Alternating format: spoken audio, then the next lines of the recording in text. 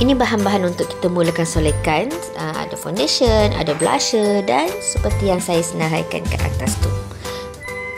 Okey, kita akan buat teknik prep. Kita akan pakai toner, moisturizer, sunscreen, primer dan kita akan baik, kita akan bentukkan kening. Kita akan lukis kening dia bermula dengan pangkal, puncak dan hujung. So, kita buat kiri dan kanan dan kita tanda dan barulah kita mula melukis. Kita bentukkan dengan bentuk yang kita nak dan yang cantik. Tak apa, kita lukis je dan kita akan fill in, colorkan di bahagian hujung sahaja. Di depan kita akan blend sahaja untuk lebih smooth dan nampak lebih cantik. Okey, kita dah kemaskan. Kita ambil wax sikit, kita kemaskan untuk nampak lebih rapi, lebih cantik, lebih teratur. Okey, kita akan tutup dengan concealer untuk efek yang lebih kemas dan menonjol, lebih cantik. Kesan concealer tu kita blend dan kita pakai foundation. Kita pakai foundation kan, ratakan foundation dia.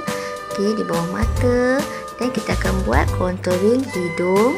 Okey, kita akan buat pembentukan itu shading. Kita akan buat kat hidung, dekat pipi dan kita akan buat kat rahang. Okey, untuk kelihatan lebih cantik dan lebih runcing. Kita sapu-sapu dan kita akan blendkan dia untuk bagi lebih smooth. Okey, kita kemas-kemas. Okey, akhir sekali kita akan pakai blusher tanam untuk kesan yang lebih nampak dan tahan. Okey, selepas kita dah pakai semua yang tanam, kita akan setkan dengan loose powder. Okey, untuk dia lebih lock lah makeup awak tu.